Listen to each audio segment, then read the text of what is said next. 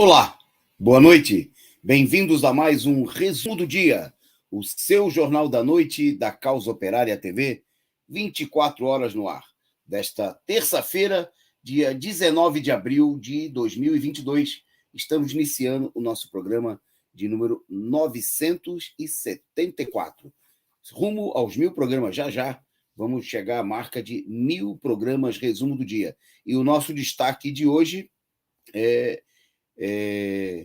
são, em primeiro lugar, a ofensiva russa, né? Eu ouvi agora há pouco na imprensa golpista, a preocupação, né? O clima de tristeza quando jornalistas e as manchetes dos sites e na TV golpista anunciava que a Rússia quadruplicou, né, a sua ofensiva, os seus ataques.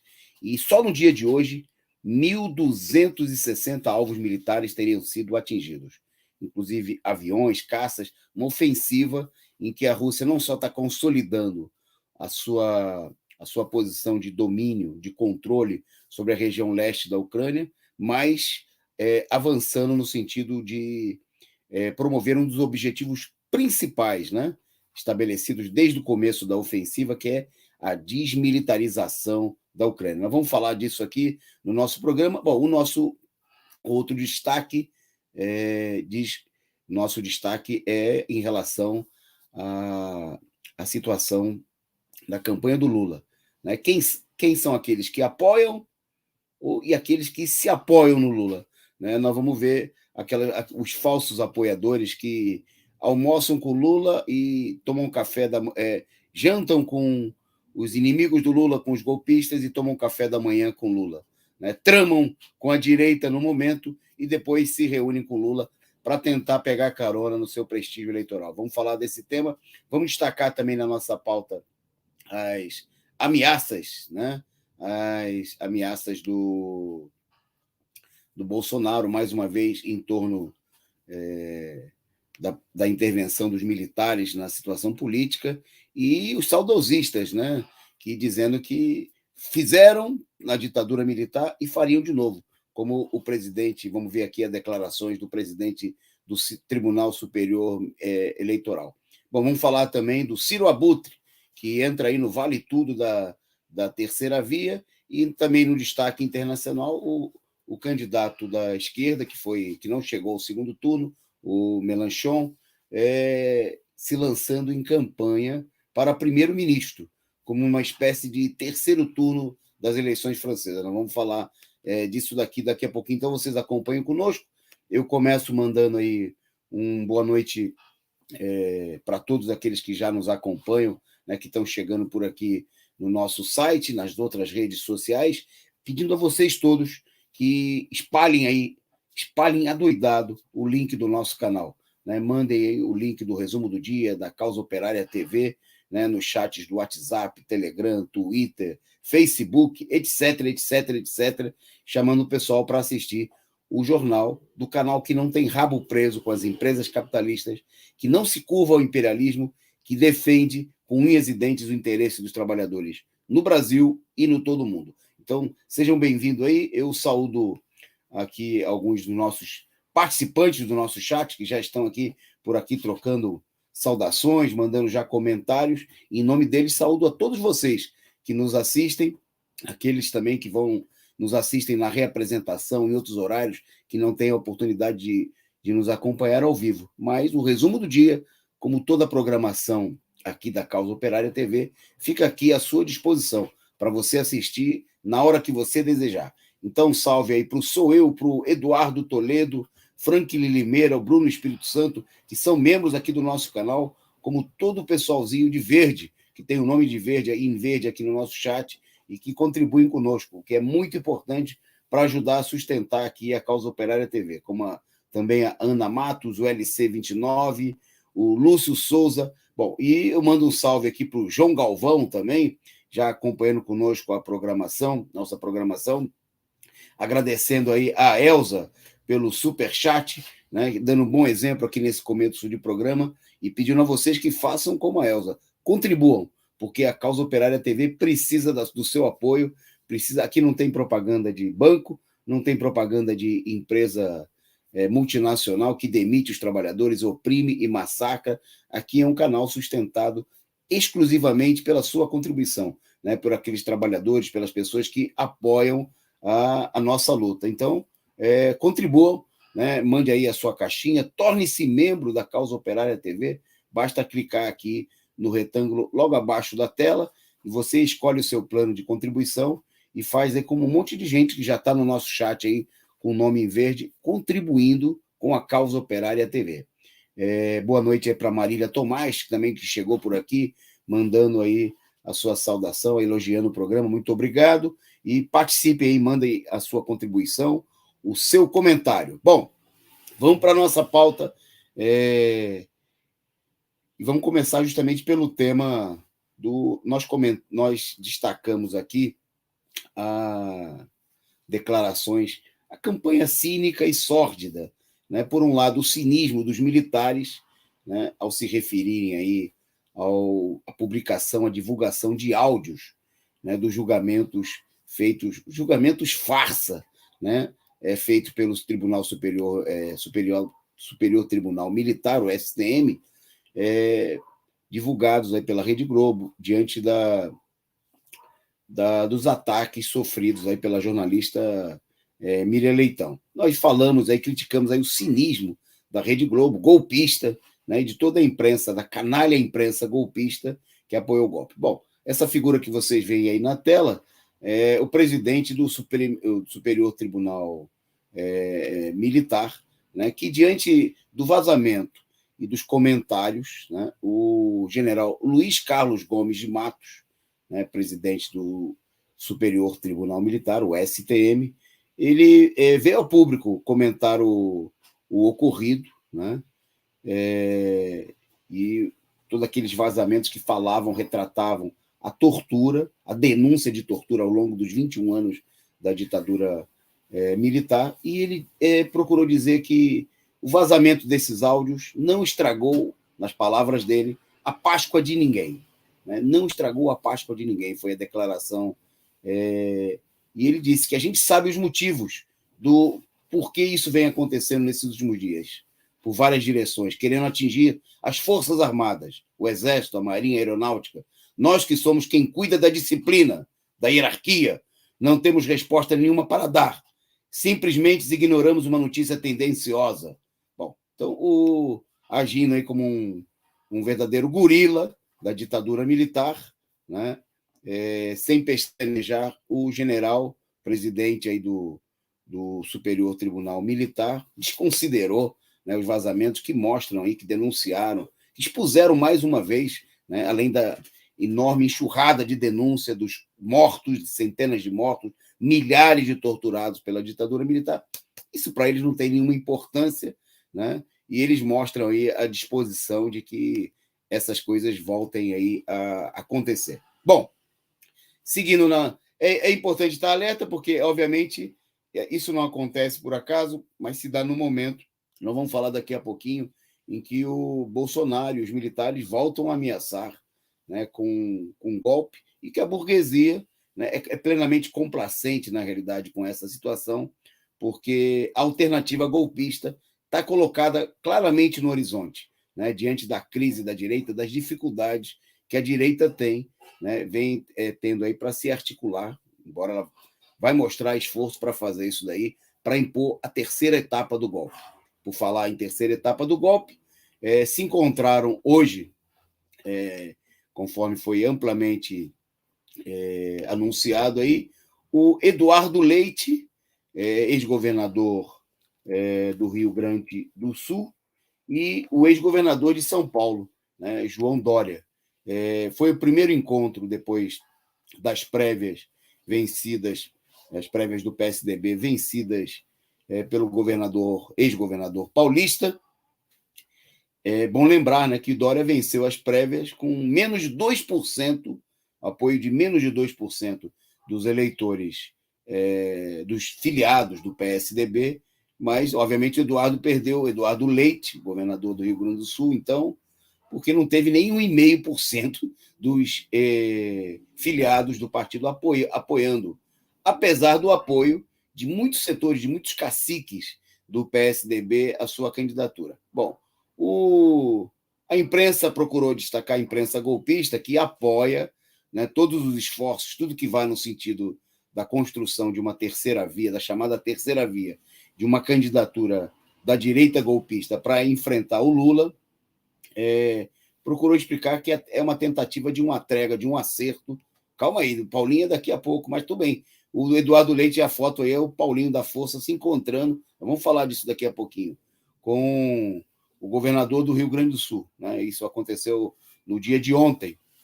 Pois bem, o encontro Dória, né, e Eduardo Leite, que também se encontrou, Eduardo Leite, que também se encontrou com Michel Temer no dia de hoje. Quer dizer, hoje o dia foi repleto do encontro de golpistas.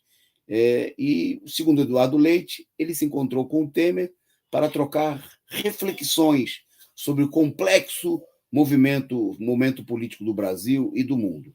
Bom, sobre a reunião com Dória, os dois procuraram desconversar, dizendo que estavam procurando manter canais abertos, né, em torno da discussão para a chamada terceira via, mas vários setores procuraram destacar que é a tentativa de chegar a um acordo no PSDB, uma vez que seja a imposição do Dória como candidato, seja a tentativa do outro lado de impor a candidatura do Eduardo Leite, passando por cima da decisão das prévias, vai levar a uma dissolução, né, um desmantelamento ainda maior do PSDB, que está espatifado, né, diga-se de passagem. É um partido em frangalhos, né, não está conseguindo aí.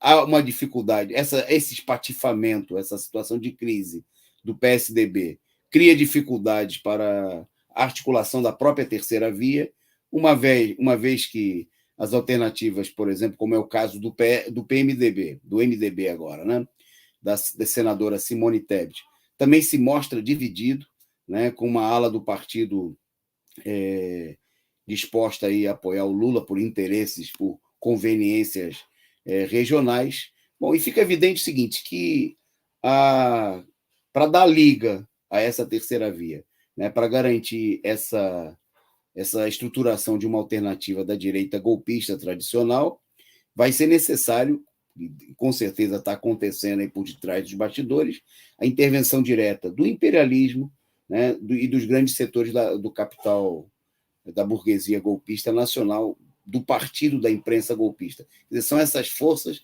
que vão ser as forças decisivas para impor aí, através de seus capachos políticos, os interesses desses setores que buscam desesperadamente aí, né, a articulação de uma alternativa, né, para em cima de toda uma campanha, principalmente contra o Lula, né, mas também, em alguma medida, para escantear o Bolsonaro, poder impor uma alternativa, seja a chapa Eduardo Leite, Simone Tebet, seja a chapa Simone Tebet, Eduardo Leite, ou outra alternativa, né, que eles estejam costurando, o que envolve uma série de acertos. Né? Hoje, por exemplo, vi comentaristas da imprensa burguesa falando, por exemplo, dos milhões, né, do controle dos recursos que, por exemplo, o Dória demitiu na semana passada do comando da campanha, o presidente do próprio partido dele, do PSDB, né? E que, por sua vez, comemorou, né, a dispensa do cargo, e se abriu uma discussão, então, sobre o controle. Quem vai controlar as verbas? Porque, finalmente, o presidente do partido ele assina o talão de cheque, né? E há uma divisão aí no comando do PSDB.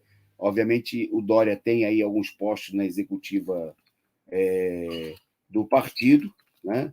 Mas o fato é que a divisão corresponde à crise, à enorme crise no interior dos partidos da burguesia, né? E todo um setor, inclusive o próprio presidente do PSDB, o Bruno Araújo, né, tá por detrás das articulações para fazer o Dória desistir ou chegar a um acordo, a um entendimento, né, por conta das pressões do imperialismo, de toda a burguesia, de que é necessário a unidade, né, que é a unidade dos setores golpistas é fundamental para tentar meter a cunha aí na situação política e emplacar um candidato próprio, ou, em último caso, né, eles todos vão ser forçados, mais uma vez, como aconteceu em 2018, a apoiar a candidatura do Bolsonaro contra a candidatura do Lula, né, e procurar golpear por dentro e por fora, né, a candidatura do ex-presidente, que é a que tem maior apoio popular. Bom, antes de seguir na pauta, agradecer aqui aos superchats do companheiro Franklin Limeira, muito obrigado aí pela participação, pela contribuição. O Hitler Cordeiro dos Santos, da nossa saudação aqui, as nossas boas-vindas, ele como membro bronze aqui do nosso canal. Agradecer aí o bom exemplo da Elza, agora do Franklin Limeira, com as suas contribuições, e também do Hitler Cordeiro, né, tornando-se membro bronze aqui do nosso canal. Então, participem, né? Se você ainda não é membro, torne-se membro. Sendo membro ou não, você pode mandar aí a sua contribuição, aí o seu super chat. Bom, em frente na nossa pauta, vamos destacar agora a fala do Bolsonaro, que em evento com as Forças Armadas, né, participando de cerimônia do Dia do Exército, né, com a imposição e distribuição de condecorações da Ordem do Mérito Militar, destacou aí, fez declarações mais uma vez, procurou fazer declarações intimidatórias, né, dizendo o seguinte, que as Forças Armadas não dão recados, elas estão presentes, elas sabem como proceder, sabem o que é melhor para o seu povo, o que é melhor para o seu país, né? Fez isso dirigindo aí aos presidentes da Câmara e do Senado que estava presente, falou mais que a alma da democracia repousa na tranquilidade e na transparência do sistema eleitoral. Bom, as declarações aí, as insinuações golpistas e ameaças, né, do presidente da República diz respeito aí, obviamente, à disputa. Bolsonaro está claramente aí também tensionado pelas articulações golpistas da direita, né, que buscam implementar a terceira via, né, e junto com o partido militar que o apoia, né, tem clareza de que a situação, o sistema eleitoral sob o controle da direita golpista, da direita que defende a terceira via, é uma ameaça não só ao Lula, mas também é uma ameaça, né? É a tentativa de impor um controle, inclusive contra a sua possível, suas chances de vitória eleitoral, de classificação para o segundo turno, né?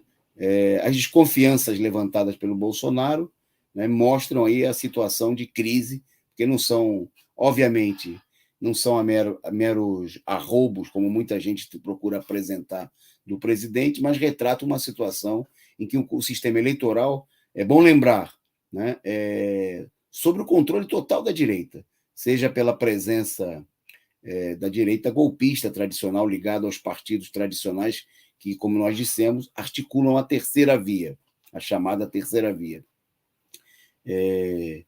Um exemplo disso é, por exemplo, a venda, né, de urnas eletrônicas, fornecimento de equipamentos para a Justiça Eleitoral, para o TSE, por mais de 2 bilhões, né, por uma empresa ligada aí ao senador do Podemos, do Paraná, né? Esse esquema há muito tempo está sob o controle de alas ligadas aí ao PSDB e afins, né, em todo o país, não só em nível nacional, mas também nos estados, né? E as seguidas desconfianças levantadas por Bolsonaro e pelos militares, né, que chegaram até a indicar aí um representante seu para ocupar um cargo, mais alto cargo administrativo da Justiça Eleitoral. Depois houve a desistência, né, porque ia ficar muito evidente, mas a tal ponto que o TSE chamou algum representante dos militares para o processo de fiscalização das urnas, né, como se isso fosse uma coisa assim tão simples, né, como se o processo, né, tivesse... Bom, o Bolsonaro continua levantando, obviamente que, ao mesmo tempo que a legítima desconfiança, né, não só do Bolsonaro, de todo mundo, né, do sistema eleitoral brasileiro, as ameaças servem também como uma medida de força, né, como uma demonstração de força do próprio Bolsonaro diante da sua base eleitoral, né, diante dos setores que o apoiam, né, e é uma queda de braço entre as frações da burguesia diante da crise atual para ver quem vai comandar o processo eleitoral, né, para quem vai ser feita aí a operação em favor da vitória da direita golpista, né, em favor da terceira via, que procura ainda se articular, ou em favor da própria candidatura do Bolsonaro, como aconteceu no caso das eleições fraudulentas de 2018, né, em que o candidato que ia ganhar a eleição, que tinha o maior apoio popular, foi condenado e preso ilegalmente, né, para permitir aí a vitória do Bolsonaro. Bom, fica aí mais uma vez as ameaças, né? E a burguesia lança bravatas, mas evidentemente que a ameaça do Bolsonaro é uma ameaça que está recheada. Veja que hoje ele fez isso aí cercado, né, na comemoração do Exército, com amplo apoio dos mais de 8 mil militares que Bolsonaro mantém aí em cargos de confiança no Executivo Nacional. Bom, seguindo em frente na nossa pauta, destacar aqui, enquanto Bolsonaro procura demonstrar força, né, e mostrar disposição de enfrentar as articulações da direita tradicional, enquanto a direita golpista tradicional se articula, né, realiza aí encontro, inclusive, entre adversários para tramar, né, a terceira etapa do golpe. Bom, hoje nós vimos aí uma perigosa demonstração daquilo que significa as articulações que se dão em torno da candidatura do ex-presidente Lula, né? Na semana passada, em ato realizado no sindicato, na Casa de Portugal, em São Paulo, um encontro de Lula com sindicalistas, setores sindicalistas da CUT vaiaram, né, merecidamente, o ex-presidente da Força Sindical, deputado golpista, ultragolpista, capacho, né, de todos do PSDB e de todas as articulações contra os trabalhadores no país, um servo do imperialismo, Paulinho da Força. Bom, aí, usando como pretexto essas vaias, o deputado que aparece aí ao lado, numa foto de hoje, junto ao lado de Lula e da presidenta do PT, Gleisi Hoffmann, cancelou um ato em que supostamente haveria aí a declaração de apoio à candidatura do Lula. Bom, para tentar fazer um afago aí ao Paulinho, na chantagem feita pelo Paulinho, o presidente Lula e a presidenta do PT marcaram uma reunião, né, um encontro presencial com o presidente Lula. Bom, mas aí o que acontece? Na véspera, aí vamos lá para a imagem, né, nós temos duas imagens importantes. O Paulinho da Força mostrando aí que é um articulador golpista que está de conversas e articulações com os setores da direita tradicional, da chamada Terceira Via, se reuniu com o governador do Rio Grande do Sul, o Eduardo Leite, está aí. Essa é a foto divulgada pelo próprio governador do Rio Grande do Sul sobre o encontro, né, mostrando ele e o deputado Paulinho da Força, isso no dia de ontem, né, e está aí a publicação no próprio Twitter do governador falando aí do encontro. Bom, aí vazou na imprensa a próxima foto que vocês vão ver aí, né, que é uma foto que mostra que não era só eles dois que estavam no encontro, né, foi omitido aí na publicação feita pelo Eduardo Leite, que depois inventou uma desculpa, falou que a foto que tinha sido mandada pelo Aécio, que era mais importante, era justamente a reunião com o presidente de um outro partido, mas o fato é que os três, né, o velho líder da operação golpista, né, que hoje foi bastante ridicularizado aí nas redes sociais, né, pela cara aí, a cara de crise, né, a cara de retrocesso, a cara do Aécio, que parece que envelheceu em 50 anos, né, desde o golpe de Estado aí, aquela cara de almofadinha que ele apresentava na campanha eleitoral, por exemplo, de 2014, né? Bom, mas o fato é que o Paulinho estava aí ao lado, mais uma vez, do seu velho amigo Aécio Neves, né, com quem tramou aí muitas articulações golpistas, né, com quem participou de atos, a quem convidou para os atos da Força Sindical, aqueles atos de sorteios de prêmios, né, com que eles podiam fingir que eram atos para os trabalhadores, eram atos de promoção da burocracia e da burguesia que eles servem, ato para os quais o Paulinho fez sempre questão de convidar os maiores inimigos dos trabalhadores, né, os governadores do PSDB, o Eduardo Cunha, presidente da Câmara, que articulava o golpe. Bom, então, essa imagem, né, retrata bem a quem o PT está fingindo se juntar, né? Porque, na realidade, todos esses setores aqui, é importante destacar, tem a ver com a manchete do nosso programa de hoje, não é que esses setores estão apoiando o Lula. Isso se trata de mera ilusão, né? É gente que está procurando se recuperar, né, depois de ter sido enxovalhado pelo golpe, depois de ter ficado claramente desmoralizado diante da opinião pública, diante dos trabalhadores, estão procurando se amparar no Lula, se apoiar no Lula, para procurar recuperar algum prestígio e para daí, quem sabe, de novo poder atacar o Lula, a esquerda e os trabalhadores, né? O encontro aí amistoso, né, e a tentativa, inclusive, de ocultar a presença do Aécio Neves no encontro, mostra aí a que nível andam as articulações, né, e de que a presença do Paulinho, supostamente, aí, no grupo que apoia o Lula, é mais um cavalo de Troia, né? Tem mais uma imagem aí, eu acho que tem mais uma imagem de um outro cavalo de Troia. O cavalo de Troia, talvez mais importante, está aí, né? Paulinho e Geraldo Alckmin, velhos aliados, né? O Solidariedade, há muito tempo, ao longo dos anos, foi sempre uma sublegenda do PSDB, né? Quando a gente sabe que o PSDB é um partido dividido, precisa ver quem é o dono dessa sublegenda, qual é a ala do PSDB, né? Se não é o próprio Geraldo Alckmin, né, que por 16 anos comandou o governo de São Paulo, né? Governo de São Paulo, Fiesp, Força Sindical, tudo a ver, né? E esses elementos agora que procuram se passar por aliados do Lula, na realidade estão integrando, nós vamos ver aí nos próximos meses, né, o quanto eles vão ser úteis. Eles estão procurando se colocar numa posição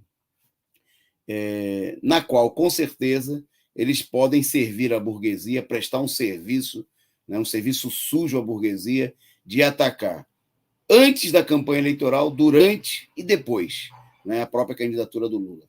A chantagem do Paulinho de desmarcar o ato de apoio ao Lula, né, se encontrar primeiro com Aécio Neves e Eduardo Leite, para depois, poucas horas depois, ainda com a mão suja, né, de ter apertado, aí, de ter se confraternizado com Aécio e Leite, se encontrar com Lula, né, mostra claramente que o pessoal está em altas conspirações, né, está em altas articulações que, com certeza, né, não visam de maneira nenhuma, né, garantir aí um ponto de apoio ao Lula, mas como a gente tem acompanhado ao longo de todos esses anos, e infelizmente parece que tem gente do PT que insiste em não enxergar, né, que esses abutres, né, nada mais são do que pessoas que se utilizam do prestígio do Lula, né, usam em alguma medida e depois se colocam numa posição para poder golpear, né, atacar, né, depois de ter tirado proveito, antes, durante, depois, e prestar um serviço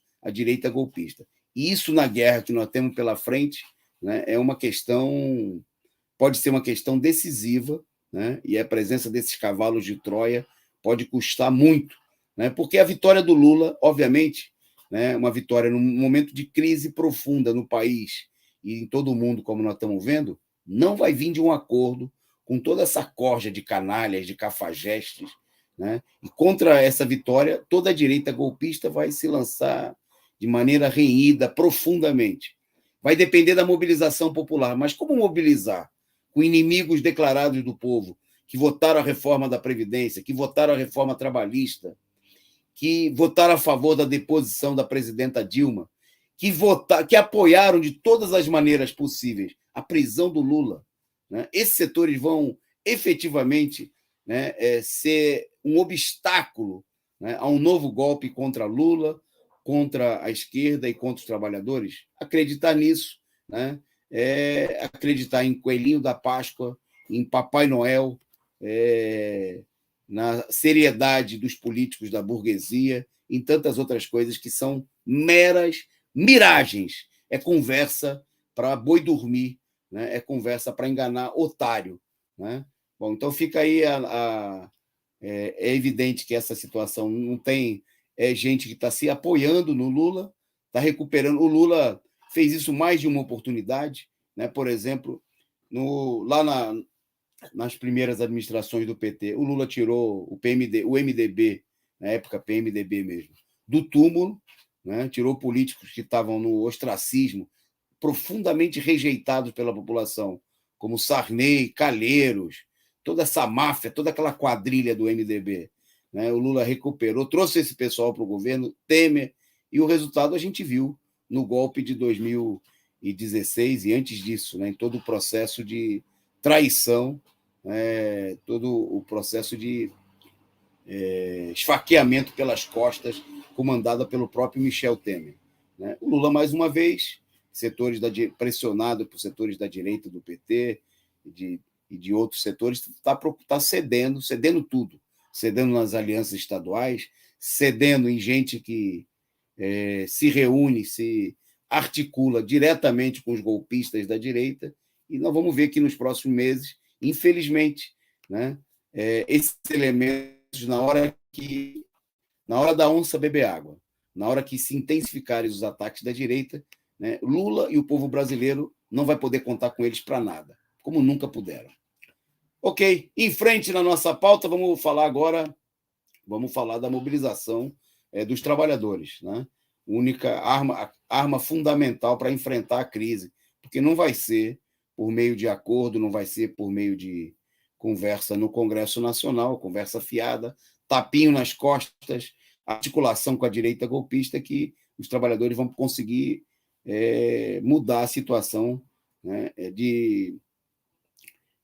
totalmente fora de insustentável para a maioria da população trabalhadora, né, que nós temos nesse momento com recorde de fome, desemprego, inflação disparada e tudo mais. Bom, pois bem,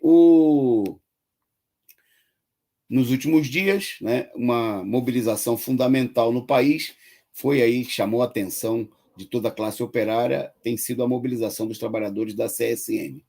Né? Bom, nós temos algumas imagens aí para mostrar, vejam aí companheiros da luta metalúrgica, companheiros do PCO, panfletando lá na entrada da usina no dia de ontem, de hoje, né?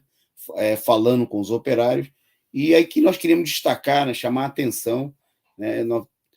Amanhã tem uma matéria de destaque, de um balanço de toda essa mobilização da CSN no diário Causa Operária, causaoperária.org.br, porque a mobilização na CSN se encontra num impasse. Né?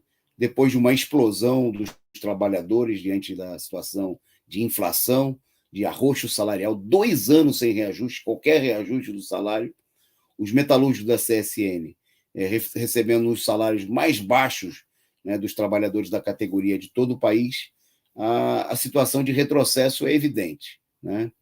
E a CSN, só no ano passado, um lucro líquido de 13,6 bilhões. Né? Bom, e os trabalhadores, a situação insustentável, inflação disparada, o salário não dando nem para comprar aí, né, os produtos necessários para alimentar a família, se explodiram aí no começo desse mês de abril, e da mesma maneira como aconteceu no setor de mineração lá em Congonhas, né, no setor lá em Minas Gerais, da mesma maneira como aconteceu depois da mobilização em Volta Redonda, em Itaguaí, no porto de carvão, os operários da CSN resolveram dar um basta e começaram a se mobilizar e parar, né, por dentro da usina, a partir dos trabalhadores da manutenção, do setor de andaimes, montagem de andaimes, parar a empresa, realizar assembleias no interior da empresa para exigir 30% de reposição salarial e o pagamento da participação dos resultados de R$ 10.000, diante do lucro de 13,6 bilhões em apenas um ano. Lucro de banqueiro, né? Um dos maiores lucros, se não o maior, né? Deve perder aí, talvez, para Petrobras e mais uma ou duas empresas, se tanto. É um dos maiores lucros líquidos do país, da CSN. Né? Para a gente ter uma ideia, 13,6 bilhões é 3 vezes mais do que o valor que os acionistas, os tubarões, pagaram pela doação que o governo Itamar Franco, né, fez aí na década de 90 da empresa para esses tubarões.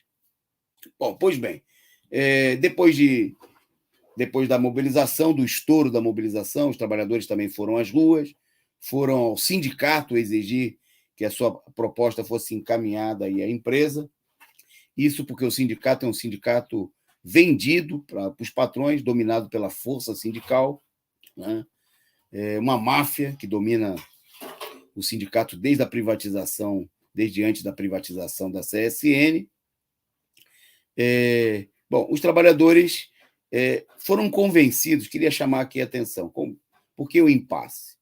Bom, primeiro, porque a situação é uma situação difícil, né? A categoria não tem o controle do seu sindicato, o sindicato é um gabinete da empresa, né? Atua totalmente favorável aos patrões. Bom, e houve um esforço da parte de setores aí que se passando por apoiadores do movimento. Eu vou destacar aqui a Conluta do PSTU, o PCdoB, procuraram convencer lideranças da greve que o melhor era que a greve não fosse chamada de greve. Isso em primeiro lugar. Que era melhor dar um outro nome, imobilização, porque isso evitaria demissões injustificadas. E depois transformaram aquilo que era de fato uma greve numa não greve, né? Procurando dizer que os trabalhadores deviam entrar, bater o cartão, ficar na empresa, o que é uma proposta, obviamente, para criar uma tensão aí sobre os trabalhadores. Bom, com essa greve que não era greve, né, sob o pretexto de que isso evitaria que a empresa demitisse os trabalhadores, a empresa fez aquilo que era de se esperar, né, de uma empresa cretina, né, de uma ditadura contra os trabalhadores. Demitiu as lideranças da greve. Né? Mesmo assim, queria chamar a atenção. A orientação desses setores da esquerda pequeno-burguesa, amigos da força sindical, que é bom lembrar que a Conlutas, a CTB do PCdoB, que também articulou nesse sentido, são assim com a força sindical. São defensores da unidade com a força sindical. São praticantes dessa unidade. Morrem de amores pelo Paulinho da Força. Pois bem, esses setores, quando nós, do PCO, dos companheiros da luta metalúrgica, da nossa corrente sindical em Volta Redonda, em outras regiões, defenderam a necessidade da greve, de parar tudo, né? Antes das demissões e ainda mais depois das demissões da liderança, eles disseram que não, que essa não era política.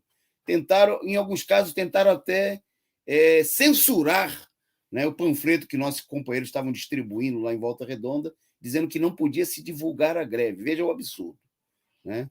Dizendo que não se devia divulgar a greve. Bom, o resultado é que a empresa, depois de demitir os trabalhadores, foi para uma política tradicional de enrolação. Chamou reuniões de negociação. Nas reuniões de negociação, não aceitou a presença dos verdadeiros representantes dos trabalhadores que foram escolhidos em assembleia, a maioria dos quais foram demitidos, né? E está enrolando, está encenando uma negociação com o sindicato. E hoje, inclusive, houve aí o anúncio de que uma reunião que estava marcada para acontecer em Volta Redonda, né, não aconteceu. A mesma coisa aconteceu na negociação com os trabalhadores portuários, né, de Itaguaí, dos portuários da CSN.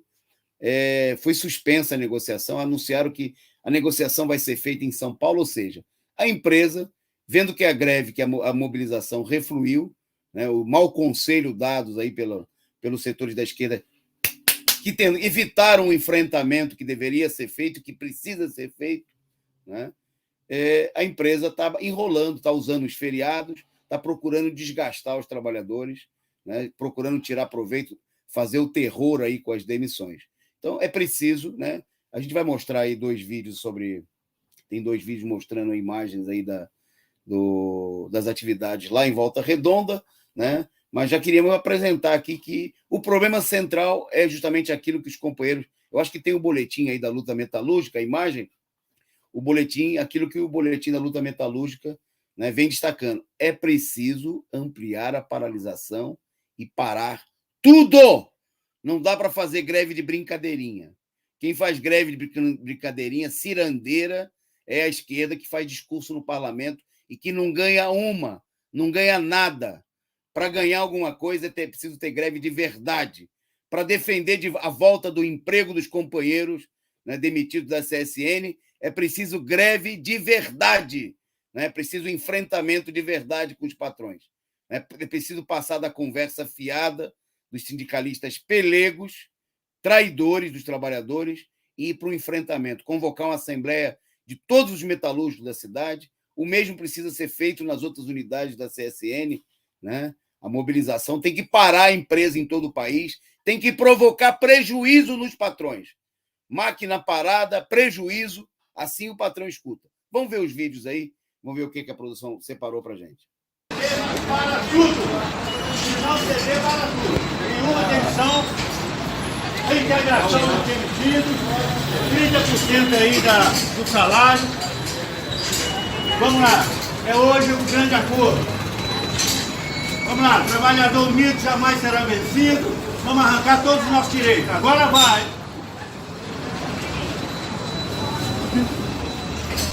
Grande mobilização.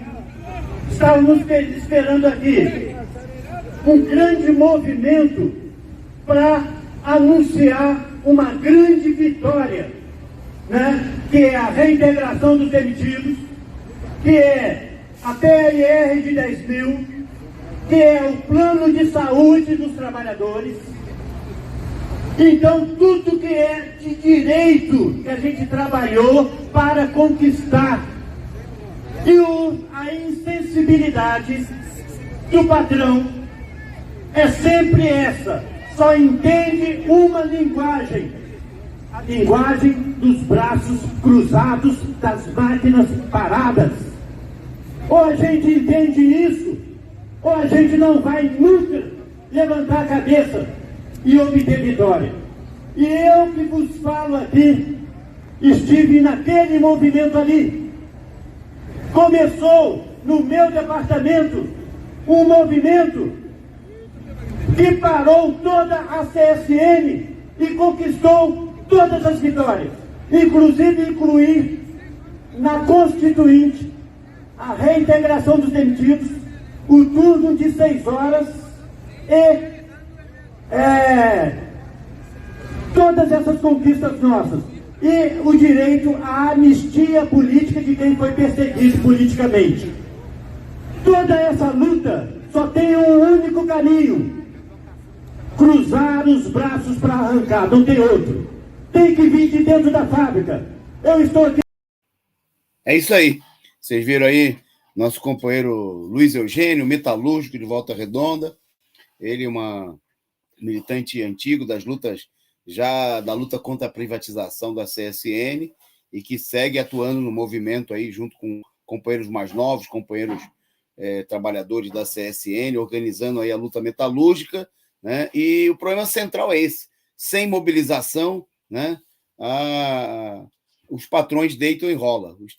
Os sindicalistas pelegos articulam, ajudam os patrões, é para isso que serve a força sindical, é para isso que segue os sindicalistas traidores dos trabalhadores, e é preciso ir para cima, né? É preciso, da mesma maneira que os patrões radicalizaram, né, estão enrolando, né, estão procurando fazer a encenação junto com os sindicalistas pelegos, é preciso ir para cima. Bom, vamos saltar na pauta aí, presta atenção, produção. Vamos falar agora do Ciro Abutre, porque o Ciro Gomes, em meio à crise aí é bom falar do Ciro, só antes, vamos lembrar uma coisa aqui. A direção da CSN é a turma do Steinbrück, né? O empresário que era vice-presidente da Fiesp e que nomeou o Ciro para presidente de uma de suas empresas. uma das empresas subsidiárias aí do grupo da CSN, o Stambruch, vice-presidente da Fiesp. São esses democratas, esse pessoal que está demitindo os companheiros da CSN, são os amiguinhos do Ciro Gomes, né? São os companheiros do Ciro Gomes, né? Esses inimigos dos trabalhadores. Bom, pois bem, o Ciro, em meio aí a toda a crise da direita, né, para tentar articular uma alternativa golpista chamada Terceira Via nas eleições desse ano, mesmo enfrentando aí a dificuldade de articulação com esses setores, fez um novo aceno para tentar negociar com a União Brasil, PSDB e MDB, né? Ele insistiu, né, em declarações feitas à Folha de São Paulo, numa tentativa de aproximação para ser o próprio Ciro o candidato da Terceira Via. Segundo ele, em uma mesa de negociação se discute tudo. O Ciro está aí, está no mercado para negociar, né? Está na campanha para ser... Ele foi contratado há muito tempo como Ciro Abutre, né, já nas eleições de 2018, né, como aquele que tentava tirar proveito da prisão, né, e do afastamento do Lula, né? Foi sempre aí ferrenho, crítico, durão nos ataques ao PT, ao Lula, né? Comemorou aí efusivamente a prisão do Lula. Vocês se lembram do Lula tá preso, babaca, né? A frase do Ciro Gomes aos estudantes no Congresso da Uni. Pois bem, ele agora está de braços e asas abertas para tentar negociar aí com a Terceira Via, né, uma alternativa diante da situação. A dificuldade, obviamente, é que a própria burguesia não vê no Ciro uma alternativa real, né, com chances eleitorais, né, e tenta aí articular uma outra alternativa. Mas o Ciro se colocando aí à disposição, estamos, né, aí para o que der e vier, né? Segundo... Aí, como é natural nos políticos burgueses, procurou despachar aí afagos para todo mundo, né? Nas palavras do Ciro. O presidente do União Brasil, Bivar, por quem tenho muito apreço, perguntou se eu estaria disposto a sentar em uma mesa de negociação. Eu lhe disse que sim, porque não há mais presença de nenhum inimigo da República. Ele fez essas declarações e depois se referiu que se dizia respeito ao Sérgio Moro, né? Quer dizer, porque o único inimigo do Ciro seria supostamente o Sérgio Moro. Sabe-se lá por quê? O Dória, né? E todos esses outros marginais aí da direita burguesa, né? Golpistas, tudo gente, não são todos amigos da República, né? É o pessoal da chamada Frente Ampla, né? Que muita gente, inclusive da esquerda, queria ver como aliado, né? Desmontaram o movimento Fora Bolsonaro porque queriam impedir que o movimento vaiasse, né, abutres canalhas, né? Ele que se referiu ao Lula como sendo canalha foi vaiado devidamente nos atos do movimento Fora Bolsonaro, né? Tinha muita gente da direita que queria ver no Ciro e até no João Dória um aliado, né? É essa gente que o pessoal que defende a Frente Ampla procura articular como se aliados fossem. Bom, tá aí. Para a gente caminhar para o encerramento, vamos para a nossa pauta internacional, né? E vamos entrar diretamente aqui no destaque. Vamos destacar aqui a ofensiva russa, que começando pelos ataques, né? Pelo sucesso, né? Da ofensiva em Mariupol. E a Rússia ofereceu aí a oportunidade de rendição aos ucranianos, né? Porque, bom, diante do cerco, né, e da tomada de toda a região, os militares russos encurralaram, né, numa grande usina na cidade de Mariupol, né, representantes das forças nazistas, né, do batalhão nazista. Bom, a Rússia ofereceu a quem se render a possibilidade da criação de um corredor, né, para retirar, para garantir a saída dos civis na região, né, já que muitos civis estavam sendo usados como escudo humano pelos criminosos nazistas e ofereceu para os soldados ucranianos que se rendessem, né, o tratamento de presos de guerra nas formas das convenções de Genebra, né? Isso quando toda a região caiu aí pesadamente sobre o controle da Rússia, né? E quando a Rússia iniciou, aí foi anunciado vastamente no dia de hoje, o início de uma grande ofensiva, né? Agora mesmo, agora à noite, canais aí como a Rede Globo e sites da imprensa golpista internacional e no Brasil o Estadão anunciaram que a Rússia quadruplicou os ataques e aumentou o efetivo militar para tomar plenamente conta da região leste da Ucrânia, né? Na segunda-feira tinham sido atacados 300 alvos militares. No dia de hoje, os ataques chegaram a 1.200 ataques em territórios ucranianos, quer dizer, multiplicou por 4. Né? De ontem para hoje, 4 vezes mais ataques russos, né? Garantindo aí, impondo de maneira um ataque pesado o controle de toda a região do Donbás, né? Onde as forças, né, os setores mais reacionários das forças ucranianas, dominados aí pelos nazistas, impuseram um controle, né, um duro ataque contra a população de maioria russa nos últimos 8 anos, desde o golpe em 2014. Né? Bom,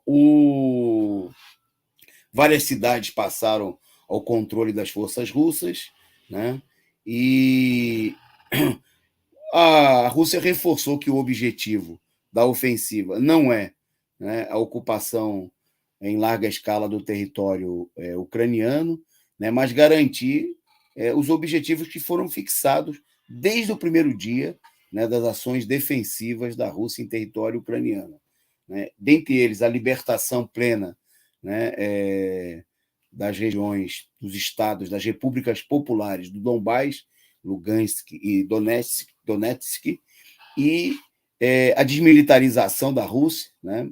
Hoje, esses 1.200 alvos, todos eles eram alvos militares, né? Levaram a destruição de aviões, de peças de artilharia, de centros logísticos militares da Ucrânia, e para cumprir o objetivo de desmilitarizar. Bom, a desnazificação da Ucrânia, né? Na região do Donbás aí se concentravam várias forças nazistas, como o Batalhão Azov, né? Que está virando poeira, né? Diante da ação espetacular, ação militar russa, que está saindo plenamente vitoriosa.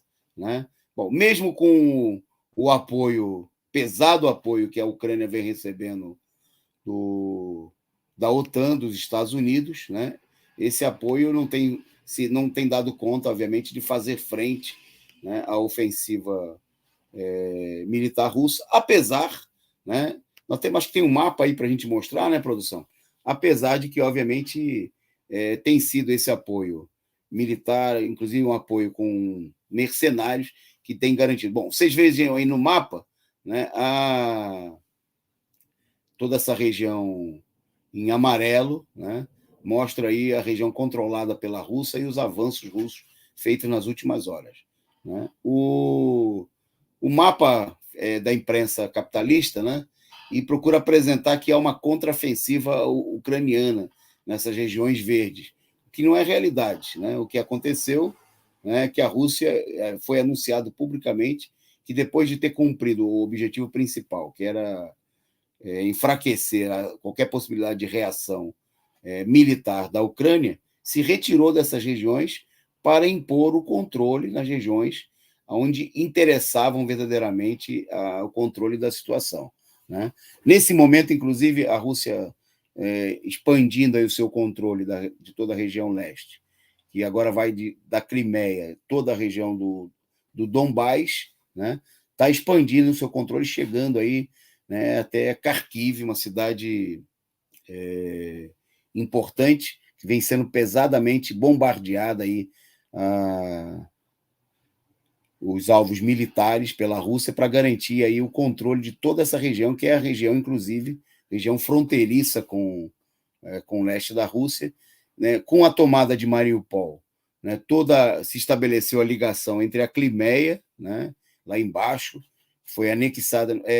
Você veja que o mapa ele é tendencioso, fala de que foi anexada pela Rússia. Não, o povo da Crimeia votou, né, em referendo organizado pela própria população, né, a sua posição de se tornar parte da Rússia, né? Era uma posição já desde 2014, depois do golpe na Ucrânia, e essa posição foi se impondo, e agora você tem também as repúblicas que se declararam independentes, Donetsk e Lugansk, né? E que mostram aí. Bom, então a ofensiva, o controle da Rússia sobre essa região vai se estabelecendo plenamente, ao mesmo tempo que a Rússia segue com ataques sobre alvos militares aí em outras regiões, né, mais próximas à capital, mais próximas a Kiev. Ficou evidente nas últimas horas aí a preocupação do imperialismo com a ofensiva, né? É muito claro que a Rússia resolveu concentrar forças e jogar pesado, estabelecendo aí o controle muito claro sobre essas regiões, né? Então, aí vai avançando, né? Isso aí fortaleceu. Vocês vejam que a crise do imperialismo na sua ofensiva, na divisão, na tentativa de expulsar a Rússia aí da Comissão de Direitos Humanos da ONU, né? E todo um processo que o imperialismo vai encontrando enormes dificuldades para impor a sua ofensiva, e a Rússia militarmente, né? Mesmo com o enorme apoio militar, financeiro, contratação de mercenários, né? Vai se impondo militarmente, vai numa guerra que não é contra a Ucrânia, mas que é contra o imperialismo, né? É contra a Ucrânia, que está apoiada aí militarmente por forças poderosas, né, de todo o mundo, recursos bilionários, e a Rússia vai logrando êxito na sua ofensiva. Bom, para a gente encerrar o nosso programa, já estouramos bastante o tempo aí, a produção já está puxando a minha orelha. Eu queria só falar rapidamente de um tema tratado hoje na análise internacional sobre as eleições francesas. Se você não assistiu, você pode assistir aqui nos arquivos do nosso canal, né? Hoje o companheiro Rui Costa Pimenta retomou aí a análise internacional e discutiu detalhadamente a situação das eleições da França, que domingo chegam ao seu segundo turno. Bom, e um dos aspectos destacados, tanto nesse programa como na análise política em transmissão simultânea com 247, foi o fato de que o Mélenchon, o candidato da esquerda que se classificou em terceiro lugar, né?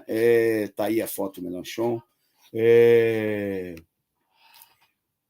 lançou praticamente uma proposta, e lançou aí como um candidato, né, a primeiro-ministro, né? As eleições parlamentares na França acontecem depois das eleições presidenciais, buscando aí uma política de acordo, né? Ele que teve praticamente 22% dos votos no primeiro turno, ficando muito próximo de chegar ao segundo turno das eleições.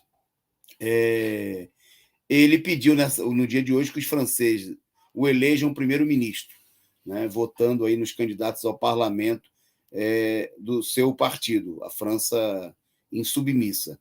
A proposta aparece no momento em que essa posição é lançada aí como uma política de acordo, né, com setores da direita ligados aí ao governo Macron, no sentido de estabelecer uma espécie de governo de coalizão, né, já que qualquer governo que vai nascer aí do resultado das eleições, mantidos os resultados atuais, que é uma tendência nas eleições parlamentares, dependeriam de um acordo entre pelo menos duas das forças principais, né? E a política, aí fica muito evidente que o Mélenchon e todo um setor está procurando apresentar aí uma política de articulação com setores da direita pró-imperialista, neoliberal, né, do Macron, que vem levando aí adiante um governo de duros ataques à população, inclusive com uma enorme resistência, né? O que levou a que muitos setores da classe trabalhadora votassem na extrema-direita, né? Para se opor à vitória, à possibilidade de um novo governo do Macron. Bom, sobre esse detalhe, eu chamo a atenção de quem não assistiu, assista aqui, vá aqui no link do nosso canal, no arquivo do nosso canal, da Causa Operária TV, e assista aí a análise internacional de hoje. Resumo do dia fica por aqui, né? A gente agradece aí a produção hoje sobre o comando do companheiro Daúde, e a gente volta amanhã, né, a partir das 21 horas, com mais um resumo do dia.